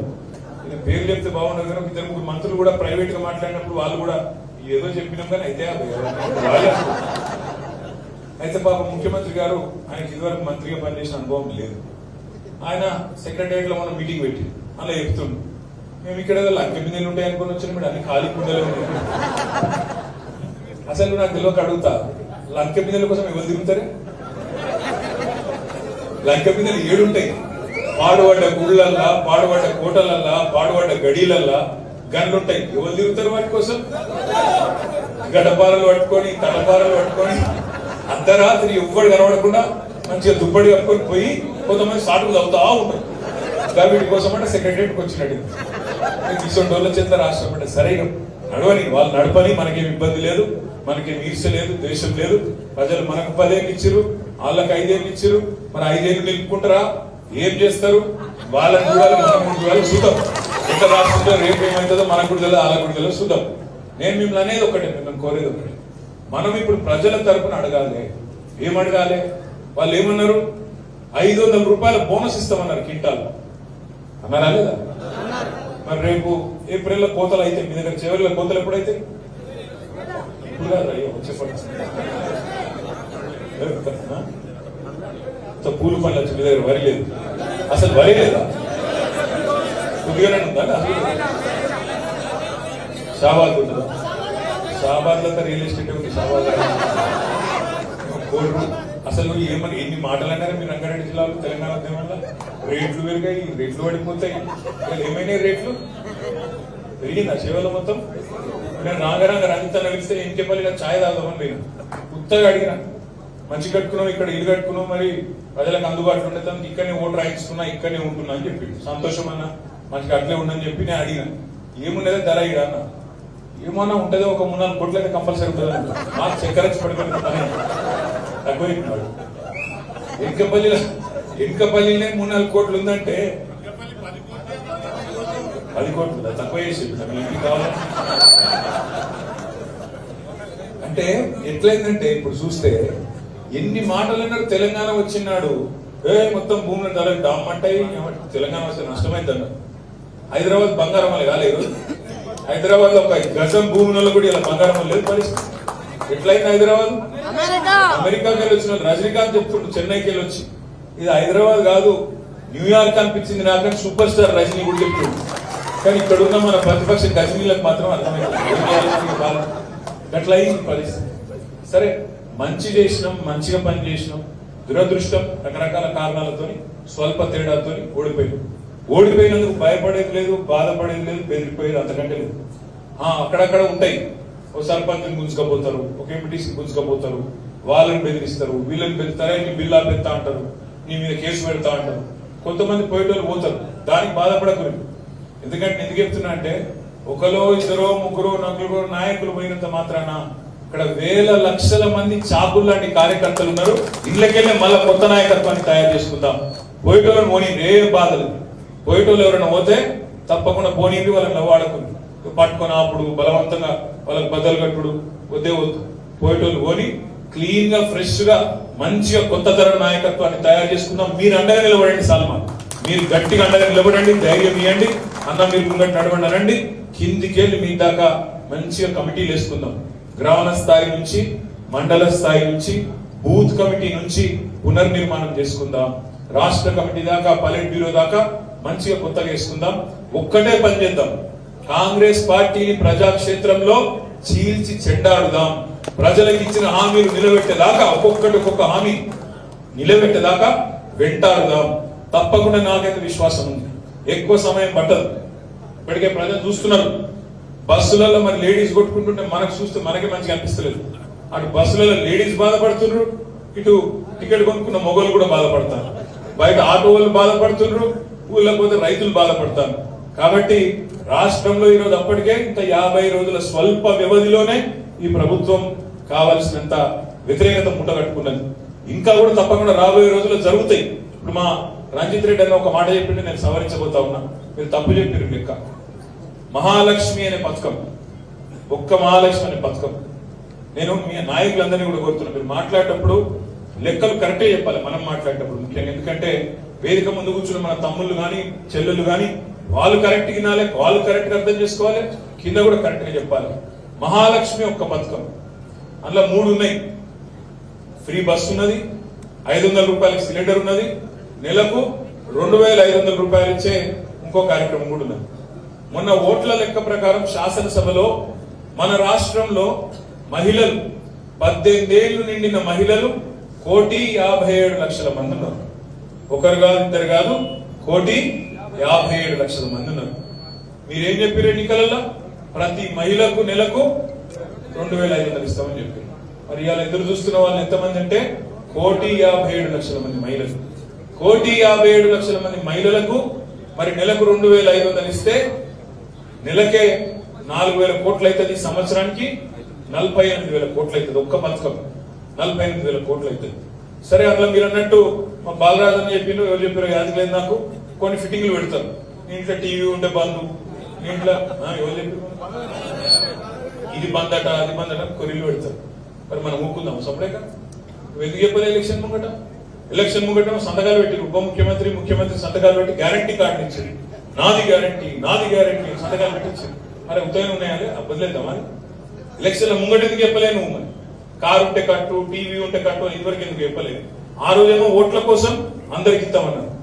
మనం ఇంటికి ఒకటే పెన్షన్ ఇస్తున్నాము అంటే ఏమన్నారు? ఆ రోజు 200 పెన్షన్ 2,000 చేసినాము కాబట్టి భార్యకు భర్తకు ఇయ్యలేము, ఇద్దరు ఒకరికి ఇచ్చినా మంచిదే కదా, మీరు ఇచ్చింది 200 మేము ఇచ్చింది 2,000 కదా, 10 రెట్లు ఇచ్చినాం కదా, ఒకరికి ఇచ్చినా మీరు ఇచ్చిన దానికంటే 10 రెట్లు ఎక్కువ కదా అన్నాం. అంటే ఆ రోజు ఏమన్నారు? ఒకరికి ఎట్లు ఇస్తారు, ఇద్దరికి ఇవ్వాలన్నారు. చెప్పిరా లేదా? 4,000 రూపాయల పెన్షన్ భార్యకు భర్తకు ఇస్తామన్నారు. ఇంట్లో కోడలు ఉంటే కోడలకు 2,500 ఇస్తామన్నారు. చెప్పిండ్రా? చెప్పలేదా మీరు? మరి రేపు ఒప్పుకుందాం సపరేక. భార్యకు భర్తకు ఇద్దరికి 4,000 ఇవ్వన్నా ఉందా? ఇవ్వాలి. మరి చైతన్యవంతులు ఎవరు చేయాలి? మనమే చేయాలి. ప్రతిపక్షం ఉన్నప్పుడు మన బాధ్యత చెప్పాలి. ఇప్పుడు గృహ జ్యోతి అన్నారు, నెలకు 200 యూనిట్లు ఫ్రీ అన్నారు. ఎంత పెద్ద పెద్ద మాటలు చెప్పారు. ఆనాడు రేవంత్ రెడ్డి గారు అయితే అక్క నువ్వు వచ్చే నెల కట్టద్దు బిల్లు, సోనియమ్మ కడుతుంది, నువ్వు బంధు అన్నాడు. నేను మొన్న అదే మాట్లాడితే నా మీద గయ్యమని ఎత్తాను. నేనేమన్నా రేవంత్ రెడ్డి చెప్పింది నేను చెప్పిన, వచ్చే నెల సోనియా గాంధీ కడుతుందా నువ్వు? మరి సోనియా గాంధీ కడుతుందా, రాహుల్ గాంధీ కడతారా, ప్రియాంక గాంధీ కడతారా? బిల్లు వాళ్ళకే పంపిస్తామని నేను చెప్పిన. బాయి బిల్లు కూడా కట్టేస్తున్నాడు మా తమ్ముడు చెప్తుంది. ఇంకొక మాట మీరు ఆలోచన చేయండి. వెంకటరెడ్డి గారు చెప్పారు, కోమటిరెడ్డి వెంకటరెడ్డి గారు అన్నా, మరి ఎలక్షన్ల ప్రచారం అయిపోయినాయి, మీ దగ్గరికి ఎవరైనా అధికారులు వచ్చి మీరు నవంబర్ బిల్లు కట్టకూడదు, డిసెంబర్ బిల్లు కట్టకూడదు, అధికారులు వచ్చి బిల్లు అడిగితే వెంకటరెడ్డి చెప్పిండని చెప్పండి అన్నాడు ఆయన. మరి చూపెట్టు, అదే వీడియో చూపెట్టు, వెంకటరెడ్డి గారు చెప్తూ మేము బిల్లు కట్టమని చెప్పు. ఈ మాట అంటే నన్ను బట్టి విక్రమార్క గారు చెప్తాను, విధ్వంసకర మనస్తత్వం ఉన్న వాళ్ళే ఇట్లా మాట్లాడతారంట. అరే నేనేమన్నా భయ్, మీ వాళ్ళు మాట్లాడి, మీ వెంకటరెడ్డి మాట్లాడిండు, మీ రేవంత్ రెడ్డి మాట్లాడిండు, వాళ్ళు మాట్లాడిన దాన్ని నేను చెప్తే నన్ను తిట్టబట్టే. నేను మీ అందరినీ ప్రార్థించేది, మనం గుర్తుపెట్టుకోవాలి కొన్ని పాయింట్. మీటర్కు 200 యూనిట్లు ఫ్రీ అన్నారు. ఇప్పుడు కిరాయిలో ఉంటారు, ఒక ఇంట్లో 4 కుటుంబాలు ఉంటాయి. ఒక ఇంట్లో ఇప్పుడు మీ చేవెళ్ళ పట్టణంలో అక్కడ ఇక్కడ ఒకటే ఇంట్లో 4 కుటుంబాలు ఉంటాయి. రేపటి రోజు 4 కుటుంబాలకు అలగల మీటర్లు ఉంటాయి కదా కిరాయిలలో, మరి అందరికి ఇవ్వాలి కదా, ఇవ్వకపోతే మనం కొట్లాడాలి కదా. ఇవన్నీ కూడా మనం దయచేసి ఇప్పటి నుంచే తయారు కావాలి. ఇక మనం 100 రోజులు ఊరుకుందాం అనుకున్నాం కానీ మరి ఇప్పుడు వాళ్ళు తప్పించుకునే చక్కర్లు ఉన్నారు. తప్పించుకొని ఏం కానీ తప్పించుకునే చక్కర్లు ఉన్నారు వాళ్ళు. లక్కీ బిందెలు లేవు, కేసీఆర్ అప్లపాలు చేసిపోయిండు, ఇదైంది అదైంది, అయ్యో అయ్యో అని ఇప్పుడు ఇలా లేనిపోని మాటలు మాట్లాడుతున్నారు. ఇంకొక పని కూడా వాళ్ళు చేస్తున్నారు. పార్లమెంట్ ఎన్నికలు వస్తున్నాయి ఇట్లాగని వాళ్ళకు కూడా తెలుసు. నోటిఫికేషన్ ఫిబ్రవరి 2వ వారంలోనూ 3వ వారంలో వస్తుంది అని టాక్ ఉన్నది. కాబట్టి వాళ్ళు ఏం చూస్తున్నారు, దబ్బన నోటిఫికేషన్ వస్తే అయిపోతే తప్పించుకోవచ్చు, పార్లమెంట్ ఎన్నికలు గండం బయట పడవచ్చు అని వాళ్ళు చూస్తాను. మనం ఏమంటున్నాం, నీకు చిత్తశుద్ధి ఉంటే 100 రోజుల్లో నువ్వు అమలు చేస్తానన్న 6 గ్యారంటీలు, అందులో ఉన్న 13 హామీల విషయంలో నీకు క్లారిటీ ఉంటే, చిత్తశుద్ధి ఉంటే, ప్రజల మీద ప్రేమ ఉంటే ఇప్పుడే జీవోలన్నీ తీయి. పార్లమెంట్ ఎన్నికల కోడ్ రాకముందే, నోటిఫికేషన్ రాకముందే గవర్నమెంట్ ఆర్డర్లన్నీ తీ. గవర్నమెంట్ ఆర్డర్లన్నీ తీస్తే ఏమైతుంది, రేపు అమలు చేసేందుకు అడ్డం రాదు. పార్లమెంట్ కోడ్ వచ్చినా అడ్డం రాదు. నిజంగా రేవంత్ రెడ్డి గారు నీకు చిత్తశుద్ధి ఉంటే వెంటనే ఆ నిర్ణయం తీసుకో. 2500 రూపాయల చొప్పున మహిళలకు వెంటనే ఆ డబ్బులు ఇస్తూ మహాలక్ష్మి పథకాన్ని అమలు చేస్తూ జీవో తీసుకొని రా. గృహజ్యోతి మీద 200 యూనిట్లు ఫ్రీ అని చెప్పి, రాష్ట్రంలోని అన్ని మీటర్లకు ఫ్రీ అని చెప్పి జీవో తీసుకొని రా. మేము అడుగుతా ఉన్నాం, 2 లక్షల రుణమాఫీ చేస్తా అని చెప్పిన డిసెంబర్ 9 నాడు వెంటనే జీవో దిగి, దానికి నీకు అప్పుడు పార్లమెంట్ ఎన్నికల కోడ్ అడ్డం రాదు. 500 రూపాయలకి సిలిండర్ అన్నావు, వెంటనే తీసుకురా అని చెప్పి కూడా మనం డిమాండ్ చేయవలసిన అవసరం ఉన్నది. ఇక ఇంకో పార్టీ గురించి మీకు ఎక్కే, బీజేపీ. వాళ్ళు చేసిందేం లేదు, దేశానికి చేసిందేం లేదు, రాష్ట్రానికి చేసింది అంతకంటే ఏం లేదు. ఇక ఒకటి పట్టుకొని వాళ్ళు హడావుడి చేస్తా ఉన్నారు. అందరికి అక్షింతలు వచ్చినాయా? అక్షింతలు చల్లి సెంటిమెంట్ మళ్ళీ రగిలించి ఏదో ఒకటి చేసి కొన్ని ఓట్లు వేయించుకోవాలనే ప్రయత్నం. దయచేసి నేను మిమ్మల్ని ఆలోచించుకొని కోరుతా ఉన్నాను. బీజేపీ లేకముందు, ఇవాళ వీళ్ళ అక్షింతలు మనకి ఇయ్యక ముందు మన ఊళ్ళే బొట్టు పెట్టుకునే అలవాటు లేదు, గుడి కోవడం అలవాటు లేదు, బోనాలు చేసుకునే అలవాటు లేదు. మనకి ఎన్ని అలవాటు లేవా? ఇట్లకెళ్ళి బయటకు వెళ్ళేటప్పుడు దేవుని గుడి కడిపోయి, దేవుని మందిరం కడిపోయి ఒక్కసారి దండం పెట్టుకునే అలవాటు లేదా? తులసికి మొక్కుడు అలవాటు లేదా మా ఆడబిడ్డలు? ఇలా వీళ్ళు వచ్చినాకనే మనకు దేవుడు పరిచయం అయినట్టు, వీళ్ళు వచ్చినాకనే బొట్టు పెట్టు నేర్పించినట్టు, వాళ్ళు ఒక్కలే గుడి కట్టినట్టు. మనం కట్టలేదా యాదాద్రి గుడి? దానిలో రాజకీయం చేసినామా? దానిలో ఏమైనా రాజకీయ లబ్ధి పొందే ప్రయత్నం చేసినామా? ఇవాళ నేను మిమ్మల్ని అడిగేది ఒకటే. బండి సంజయ్ గారు అంటారు మోడీ గారు దేవుడు అంటాడు. ఎవరికి దేవుడు అంటే చెప్పడు. ఎందుకు దేవుడు, ఎవరికి దేవుడు? పప్పు రేటు పెంచి, ఉప్పు రేటు పెంచి, చింతపండు రేటు పెంచి, నూనె రేటు పెంచి, నెయ్యి రేటు పెంచినందుకు దేవుడా? పెట్రోల్ రేటు పెంచినందుకు దేవుడా? లేదా డీజిల్ రేట్లు పెంచినందుకు దేవుడా? దేనికి దేవుడు అంటే సమాధానం రాదు. ఇలా వాళ్ళు చేసిందేమీ లేదు. తెలంగాణ మీ చేవెళ్ళ నియోజకవర్గంలో ITIR ఆనాడు అప్పుడున్న కేంద్ర ప్రభుత్వం మంజూరు చేసింది. దాన్ని రద్దు చేసిందే ఈ మోడీ గారి ప్రభుత్వం. ITIR రద్దు మీద మన ఎంపీ గారు రంజిత్ రెడ్డి గారు 10 సార్లు అడిగాడు పార్లమెంట్ లో, కానీ ఎన్నడూ కూడా స్పందించలేదు బీజేపీ ప్రభుత్వం. ఎందుకు వేయాలి బీజేపీకి ఓటు అంటే ఇలా చెప్పేందుకు వాళ్ళ దగ్గర సమాధానం లేదు. ఏం చేసింది నీ కేంద్ర ప్రభుత్వం తెలంగాణ రాష్ట్రానికి 10 ఏళ్లలో అంటే చెప్పేందుకు సమాధానం లేదు. కేవలం ఇవాళ మేము రామ మందిరం కట్టినాం, జై శ్రీరామ్, మాకే ఓట్లు వేయండి అనే ఒకే ఒక్క మాట తప్ప, దేవుడి పేరు చెప్పి సెంటిమెంట్ కొట్టి ఓట్లు అడిగే కార్యక్రమం తప్ప, ప్రజలకు, సామాన్య ప్రజలకు చేసిన పని ఏంది అంటే మాత్రం చెప్పేందుకు వాళ్ళ దగ్గర ఏం లేదు. అందుకే దయచేసి నేను మిమ్మల్ని ప్రార్థించేది కోరేది, తెలంగాణ గొంతు పార్లమెంట్ లో వినవడకపోతే, తెలంగాణ తరపున మాట్లాడేటోళ్ళు బలమైన వాళ్ళు లేకపోతే, మళ్ళా కాంగ్రెస్ బీజేపీ డూడు బసవన్నలను మనం మళ్ళొకసారి ఢిల్లీకి పంపితే తెలంగాణకు నష్టం తప్ప లాభం లేదు.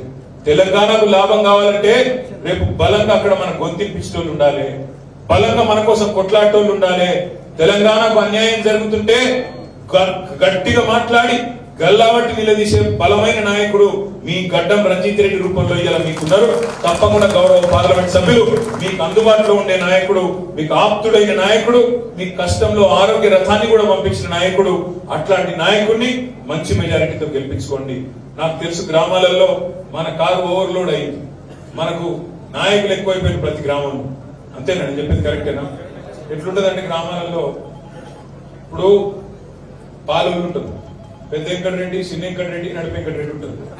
పెద్ద వెంకటరెడ్డి ఒక పార్టీ ఉంటే చిన్న వెంకటరెడ్డి ఇంకో పార్టీ ఉంటాడు. పక్క ఆయనకి పడదు.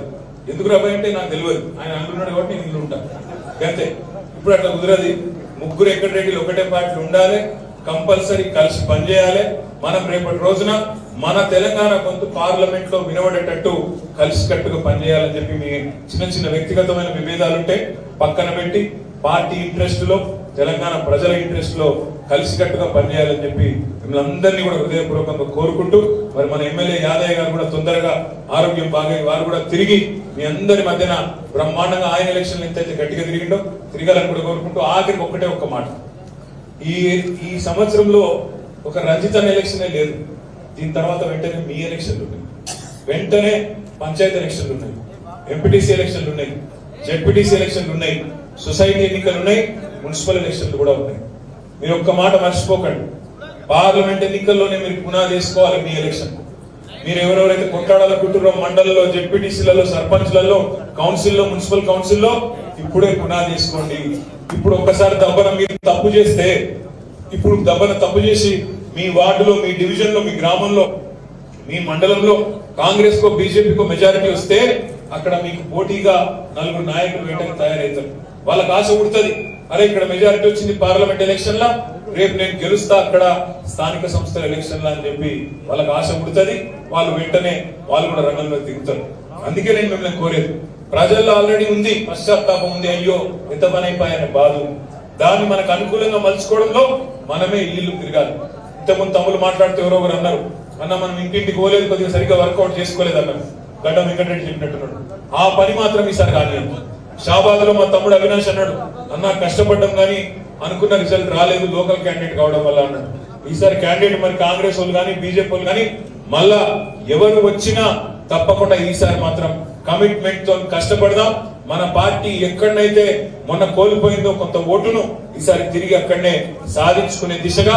ఇంకొక మాట చివరికి మాత్రం నేను చెప్తా ఉన్నా, ఇప్పుడు రంజిత్ అన్న ఎలక్షన్ లో మీరు కష్టపడండి, రేపు రంజిత్ అన్న మీ అందరి కోసం ప్రతి గ్రామానికి వస్తాడు, మీకోసం తిరుగుతాడు. మీ ఎలక్షన్ లో కూడా మీకంటే ఎక్కువ కమిట్మెంట్ తోని రంజిత్ అన్న గాని, యాదన్న గాని, మహేందర్ అన్న గాని, కార్తిక్ గాని మేమందరం కూడా మీకోసం పనిచేస్తాం. రేపు స్థానిక సంస్థల ఎలక్షన్ లో మిమ్మల్ని గెలిపించుకోవాల్సిన బాధ్యత మా మీద ఉంటుంది. జెడ్పీలు కొట్టాలి, ఎంపీపీలు కొట్టాలి, మున్సిపాలిటీ గెలవాలంటే బలమైన నాయకులను మీరు ఇక్కడ గెలిపియాలి, మళ్ళా మేము బలంగా వచ్చి మీకోసం పనిచేయాలి. కాబట్టి దయచేసి ఎన్నికల సంవత్సరంలో అందరం కలిసికట్టుగా ముందుకు పోదాం, గతంలో జరిగిన పొరపాట్లను సవరించుకుందాం, అన్నింటిని కూడా మంచిగా చేసుకొని ఒక బలమైన తెలివైన ప్రతిపక్షంగా ముందుకు పోదామని చెప్పి మీ అందరికి తెలియజేస్తూ జై తెలంగాణ. మాకు ఇంకా పరిగిదాకా పోయేది ఉన్నది కాబట్టి మాకు పోయేందుకు పర్మిషన్ ఇవ్వాలని చెప్పి కూడా కోరుతూ జై తెలంగాణ.